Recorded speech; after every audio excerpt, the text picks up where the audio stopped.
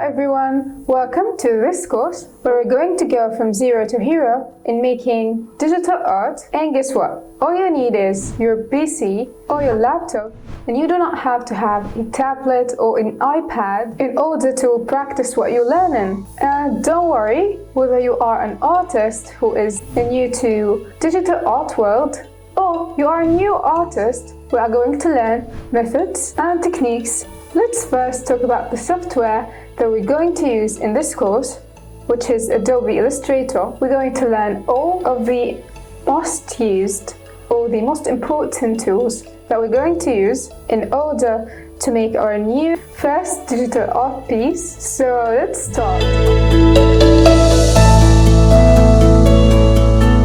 Actually, you do not have to know all of the things on the software that you are using because tools are always changing. So here we have the pen tool and the other pen tool.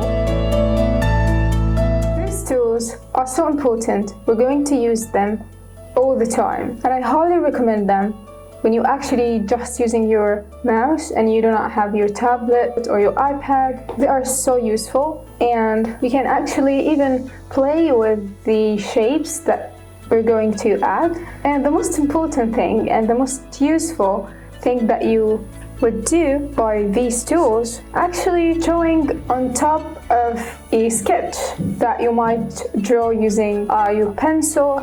Even if you search in Google or Pinterest anime anatomy, you can actually get the basics, and you can use the pen tool to draw over the lines. I know some of you might think that this is cheating, but it's actually not, because you're always gonna play with the shapes and you're always gonna add your touch, and always you're gonna change the lines and colors. So every time you're trying to, let's say, copy other styles or have reference, and actually sometimes you have to have a reference in order to get the best result, because come on, we cannot always know every body detail, so always we're going to have references, but of course you always have to come up with your playful shape that would represent you somehow and represent your style. Let's see this drawing and let's copy it and add it to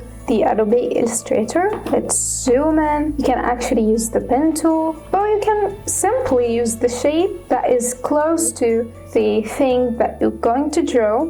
So in order to get a circle, we're going to choose ellipse tool and we're going to press shift. And actually you'll be surprised. I think each and every digital art piece is couples of shapes that they are combined.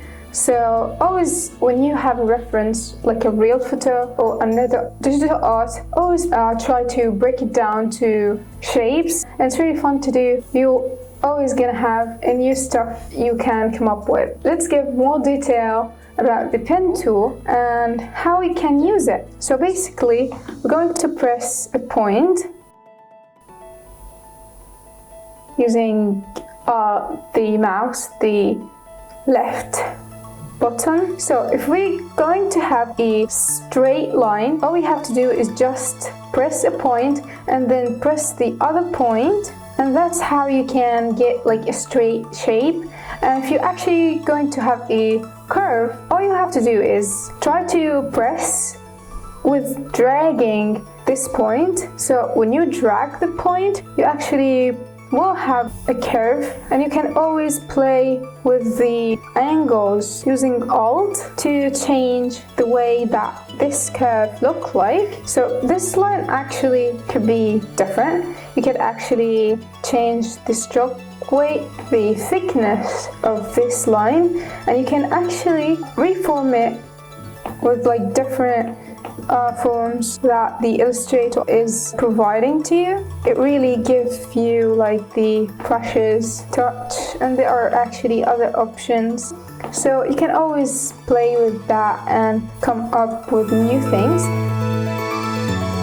And here we have the brush tool. And the cool thing about the brush tool in Illustrator, it actually fixes itself. Like once you get a really bad line, Illustrator always fix it for you, so you don't have like a weird shape.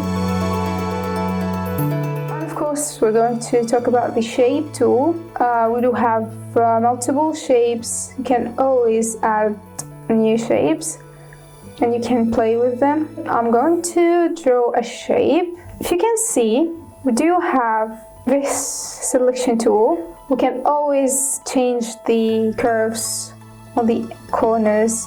We can have the rounded rectangle. Like, you can actually just do one corner by double click on this point. Do like that and you can have a really cool shape. And I wanted to mention this about this shape. So we do have this shape and you can always actually reduce the lines and the angles by pressing the down, and you can press up for making more lines and angles. And I think this applies to the star as well, while you're actually dragging the shape. So you just press and drag, and then you can use the up and down using the keyboard for this process. Let's talk about my favorite, the shape builder tool. Let's say we do have like two circles. We do want to have like moon shape. So in order to get that, we're going to press Alt and drag the shape to have a duplicate for this shape. We're going to select all of them in order to apply this tool. So we're going to use the shape builder tool, and to get rid of the areas that we do not want, we're going to press Alt with the left button on the mouse.